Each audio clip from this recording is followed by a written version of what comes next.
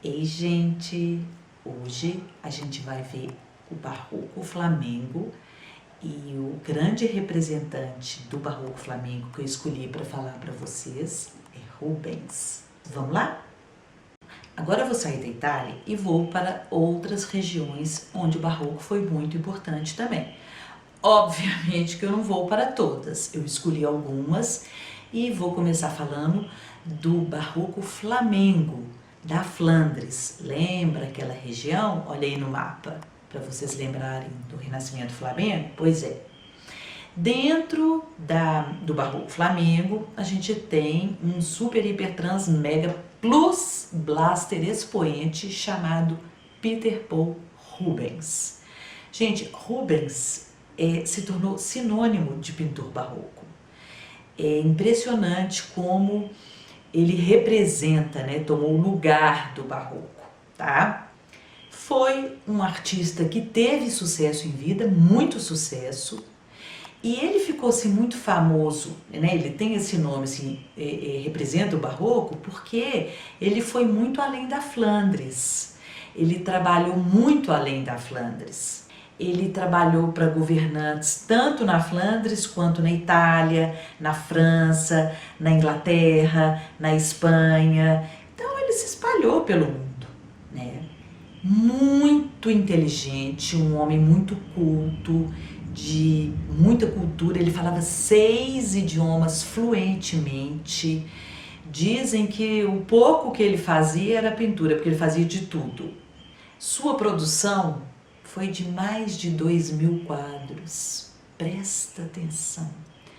Dizem que o ateliê dele funcionava quase que como uma fábrica e que ele tinha uma equipe poderosa de assistentes e que ele traçava o esboço, passava para os assistentes é que pintavam e ele finalizava, dava os retoques finais. É impressionante como Caravaggio influenciou também a Rubens. A gente sabe que Rubens viveu 8 anos na Itália, de 1600 a 1608, o que obviamente fez com que ele conhecesse muita coisa bacana italiana, Ele teve influência de Tintoretto, Michelangelo, mas a que eu acho mais procedente a gente falar é a influência que ele teve de Caravaggio, que é barroco, e eu estou falando de barroco, que vai ficar muito claro também nos exemplos que eu vou dar. Presta atenção nesse quadro do Rubens chamado O Sepultamento, que é o momento em que Jesus Cristo, é retirado da cruz e sepultado, colocado no seu túmulo.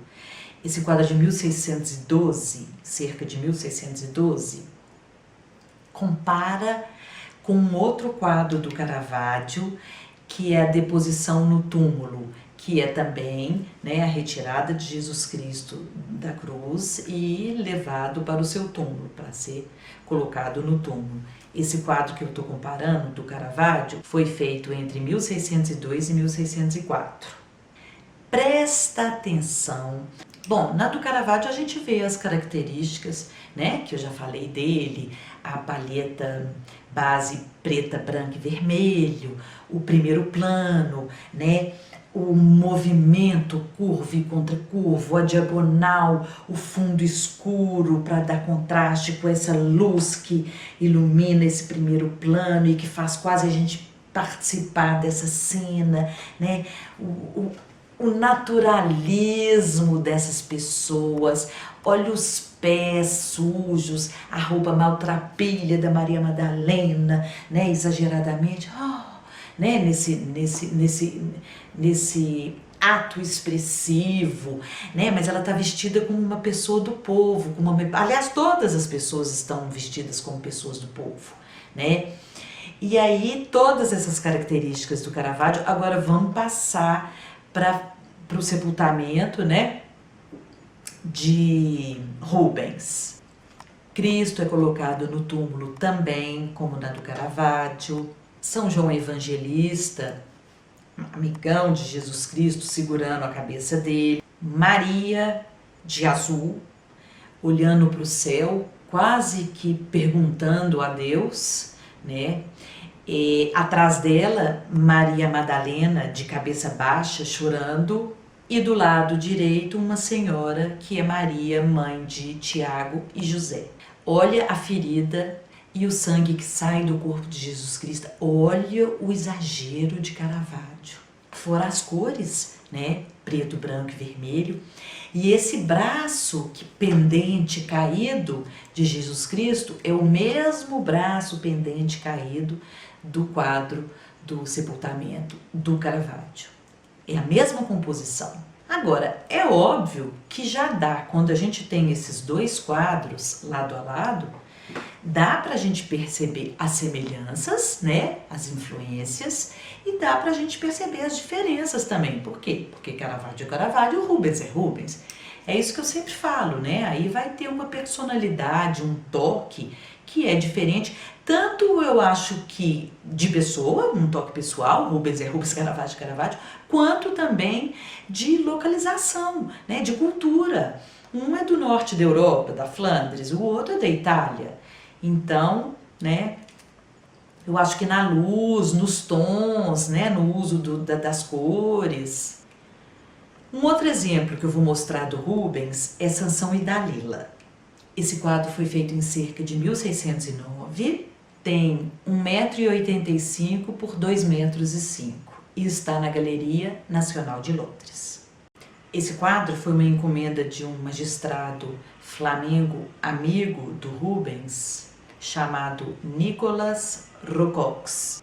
E Rubens tinha 31 anos quando pintou esse quadro. Bom, o tema, né, é um tema do Velho Testamento, Sansão e Dalila. Conta a história de Sansão, um guerreiro israelita de força gigantesca, super temido pelos filisteus. E aí tinha Dalila, uma filisteia, que foi seduzir Sansão para descobrir o seu segredo. Por que ele era tão forte, né? Onde que estava essa força toda? Então Sansão revela a ela que a força dele estava nos cabelos. Bom, essa composição nos mostra exatamente a hora em que Sansão, nos braços de Dalila, tem o primeiro cacho cortado por um barbeiro. Lá atrás, os soldados aglomeram-se na porta, esperando o momento para entrar e furar os olhos de Sansão. Eles seguram armas pontiagudas, né, para furar os olhos e fazerem a sua vingança. Olha que interessante o barbeiro, a posição das mãos dele. Olha como é que ele está concentrado e usa suas mãos entrecruzadas, simbolizando a trama astuciosa, né? Concentrado, a mão assim, e vai cortar o cabelo, né? Ela, com os seios de fora, reclina-se sobre ele. E observem que a posição da cabeça dela, reclinada, é a mesma posição da cabeça de Vênus, acima com Cupido, lá em cima num nicho, estão vendo? Que completa com a erotização da cena, né? Vênus e Cupido, o amor. Olha como é que as mãos dela se mostram ansiosas, que ela está aguardando o resultado, né, ali da ação. E já as mãos dele mostram a entrega total, né, à filisteia, a Dalila.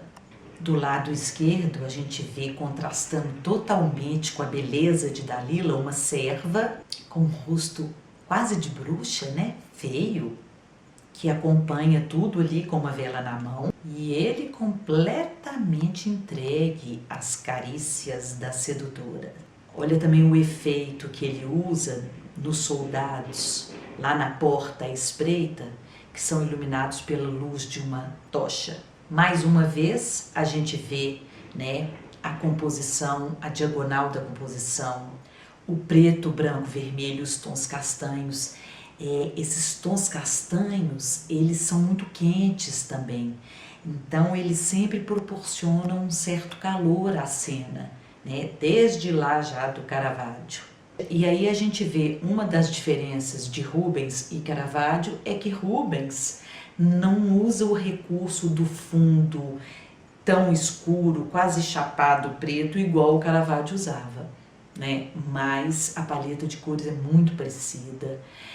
Dizem que esse corpo de Sansão, essa coisa musculosa, é influência dele de Michelangelo, da época que ele foi na Itália, obviamente. Quem não vê Michelangelo, né? Sabe aqueles corpos musculosos, masculinos, escultóricos até, do Michelangelo? Pois é. E o Rubens, ele tem essa coisa das pinturas religiosas, né? Ele vai ter pinturas de corte também, ele vai usar muitos temas mitológicos que agradam aos governantes para os quais ele vai trabalhar. Mas eu queria mostrar dentro de um exemplo também religioso, como que ele vai cada vez tendo mais a sua própria personalidade. Olha esse trabalho, que para mim é super, hiper, trans, mega plus blaster barroco, barroquérrimo, no último grau, que é o Massacre dos Inocentes. O Massacre dos Inocentes foi pintado entre 1611 e 1612, e esse é um tema super popular na história da arte, né? Que conta a história quando Herodes mandou matar as crianças para impedir a profecia de que viria um novo rei judeu para assumir o trono. Então ele mandou matar todas as crianças para que isso não acontecesse. Bem, a gente vê os soldados quase nus que estão tentando matar as crianças e as mães desesperadas tentando salvar seus bebês. É uma cena muito violenta, a gente vê em vários pontos fatos violentíssimos acontecendo. A figura central é uma mulher de vestido vermelho sangue que está caindo para trás sobre o peso de uma mulher mais velha que está prestes a ser perfurada por um soldado. Ela está desesperadamente, né, arranhando o rosto de outro soldado com a mão direita e mal segura o bebê com a mão esquerda. A gente vê aqui uma luta feroz pela sobrevivência. Quase um cabo de guerra, né? Um puxa para cá, o outro puxa para lá. Ao longo da margem superior direita do quadro, a gente vê outra tragédia prestes a acontecer. Um bebê preso no alto por um soldado está prestes a ser jogado no chão. Chão esse já coberto de cadáveres pálidos, sombrios. A esperança está representada ali numa jovem, vista pela perna esquerda do soldado, que ergue os braços para o bebê na esperança de pegá-lo. E a gente vê que é um momento, é uma história muito dramática, um momento muito dramático. E a gente vê uma composição enovelada, é um turbilhão de movimento, de curva contra curva, quase que como se sofressem a força de um furacão, né? E aquela bagunça e essa diagonal dessa confusão cortando o quadro. Eu costumo dizer, nesse momento, para os meus alunos, coisa minha, tá? É uma dica associativa. Olha como é que isso se tornou um bololô. Sabe aquela coisa embololada, confusa, que embolola, emaranha, um emaranhado? Aqui se custa a definir, né? Eu estava descrevendo o soldado, a fulana debaixo da perna, outra aqui, outra colar, mas a gente custa definir quem é quem, onde que está quem. Essa perna aqui é de quem mesmo? Uai, então, esse bololô é para mim uma das principais características do barroco, né? O barroco tem essa coisa do peso, do exagero, do muito. Então são excessos, né? E aí causa esse bololô, essa confusão, tá? Então é uma característica que eu gosto muito de associar ao barroco, o bololô, né? A confusão, seja no movimento, no excesso, no exagero, na dramaticidade, ok? A forma também como esse soldado carrega esse neném do lado direito, nossa, parece que é ele vai socar o neném, né, no chão. Tudo muito forte, muito expressivo. É impressionante o tanto, a quantidade de emoções que Rubens consegue retratar com maestria nesse quadro. Desespero, violência, tristeza, amor maternal, impiedade. Esse quadro foi interpretado como um comentário da situação política e social da Holanda na época, que estava no meio da Guerra de 80 anos, que foi iniciada como uma revolta pela independência da Holanda. Então a pintura poderia ser um apelo assim, inquietante contra a guerra. Finalizando Rubens, eu tenho que falar de uma característica dele que talvez seja a característica mais marcante, assim, que o defina popularmente, que são seus nus. Nossa, como esse homem foi adorado por seus nus. Dizem assim que a maioria das encomendas dele eram em função da técnica apurada dele de pintar nus, mais especificamente de pintar a pele. Entre os artistas, era fato que pintar a pele humana era das coisas mais difíceis de conseguir essa verdade de tom. E é mesmo, né? Que a mulher de Rubens era uma mulher voluptuosa, sensual, carnuda, que era o padrão de beleza feminino da época, né? Quanto mais voluptuosa, cheia de formas, né? Aquela mulher bem violão, entre aspas, quanto mais ela fosse assim, mais bonita ela era considerada, porque na verdade a mulher bonita era a mulher parideira, entre aspas, né? A que podia, era um valor da mulher, a mulher que podia ter mais filhos, dar mais filhos aos homens. Então quanto mais cadeiruda ela fosse, né, mais larga, melhor ela daria à luz, seria mais fácil, né? Ela estaria apta a ter mais filhos. Coisas da época, né? Então o padrão feminino dessa época era esse. Então ele arrasava nas mulheres cheinhas, né, sensuais, carnudas que ele fazia. Vamos fazer uma sugestão para voltar para essa época. A gente vai adorar, né? E eram mulheres sorridentes, cabelos dourados, pele luminosa, o tom da pele dele. Nessas, eu vou mostrar para vocês, olha esse quadro, As Três Graças, como que ele retrata essa coisa desse ideal feminino da época, né? Dessa mulher mais rechonchuda, mais carnuda, voluptuosa. E olha o tom luminoso da pele.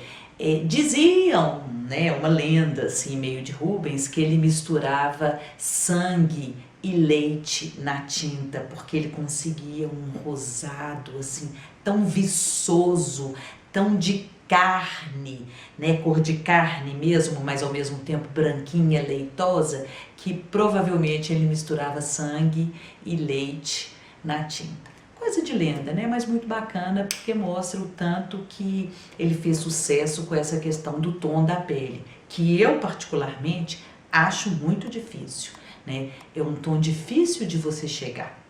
Bem, essa pintura As Três Graças, ela foi feita entre 1636 e 1638, tem 2,21 m por 1,81 m.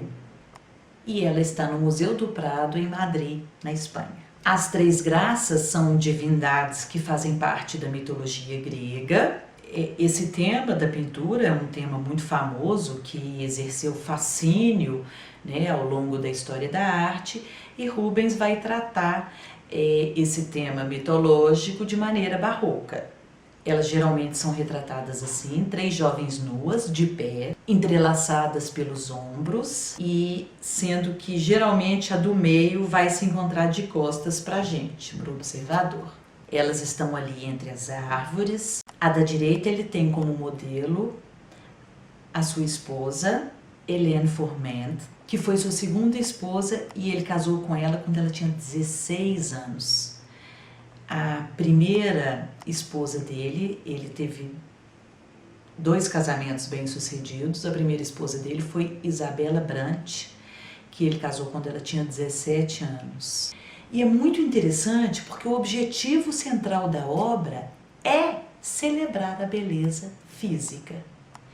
Então, é um lado do que o Rubens teve que era para agradar os governantes, né? Temas. Aqui o tema são as 3 graças. Segundo a mitologia grega, as graças, juntamente com a deusa Minerva, tinham a responsabilidade de confeccionar as túnicas e outras peças do vestuário das deusas. Seus nomes eram Eufrosina, Aglaé e Thalia, e simbolizavam as deusas da dança, do encanto, dos banquetes, da abundância, das belas artes e de todas as diversões sociais. Elas eram muito belas e tinham muitas virtudes. Elas são tidas como filha de Zeus ou Júpiter, com Eurínome é uma das versões. Porque a mitologia sempre é assim, né? Tem várias versões. E aí a gente vê como que esse é um tema leve, né? É um tema mais fútil. São as 3 graças, né? O nome já diz, as graças do canto, da música, da dança, das diversões sociais, os encantos. Então é um assunto realmente mais fútil, que era um lado do Rubens que sabia agradar aos governantes. Eu não falei que ele trabalhou para governantes de tudo quanto é parte da Europa, França, Inglaterra, Espanha. Então ele sabia lidar com esses temas também. Mas a gente vê que ele lida de forma barroca. E é um mundo do prazer, né, ali, é um mundo idílico, né, elas com flores, guirlandas de flores, né, quase que numa roda ali no meio das árvores. Vamos finalizar Rubens com uma obra chamada A Queda dos Condenados, ou A Queda dos Anjos Rebeldes, que foi pintado em cerca de 1620. A pintura é uma representação da queda dos anjos culpados durante o julgamento final de Deus pelo arcanjo Miguel. E é uma massa sendo jogada quase como num furacão no inferno. Um estudioso avaliou essa pintura como, gosto muito disso, os mais brilhantes conjuntos de carne deliciosamente nua na arte ocidental.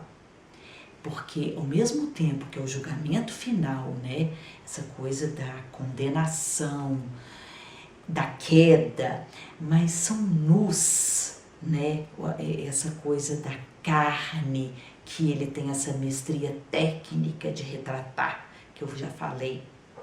Muito louco isso. Devido à controvérsia, né, o escândalo que essa obra causou, em 1959, teve um vândalo que atirou ácido sobre essa pintura, mas graças a Deus não causou danos irreparáveis nela. Eu gosto de fazer uma comparação com uma pintura do Michelangelo, também o Juízo Final, que ele fez para a parede do altar da Capela Sistina, um bom tempo depois, uns 24 anos depois que ele pintou o teto da Capela Sistina, que é também o Juízo Final. E eu gosto de fazer a seguinte comparação. Olha a pintura do Michelangelo.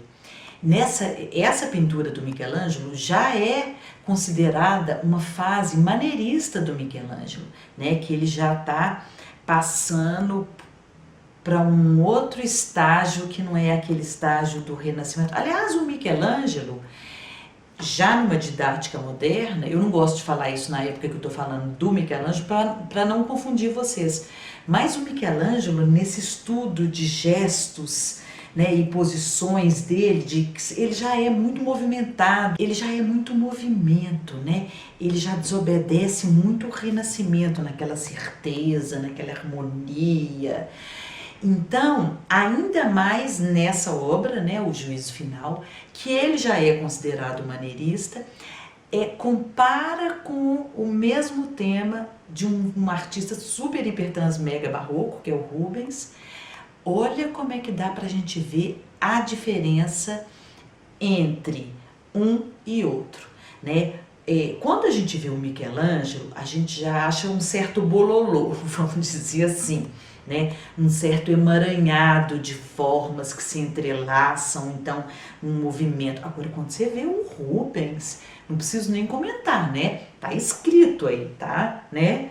Fácil da gente ver, ok? Gente, terminamos o Barroco Flamengo. Eu falei só de Rubens porque ele é realmente um astro e eu acho que ele define o Barroco Flamengo. Na próxima aula a gente continua. A gente ainda tem Barroco Espanhol, Barroco Holandês, Barroco Francês, ok? Muita coisa ainda bacana. Beijo, tchau, me divulguem e curtam o canal, por favor. Obrigada.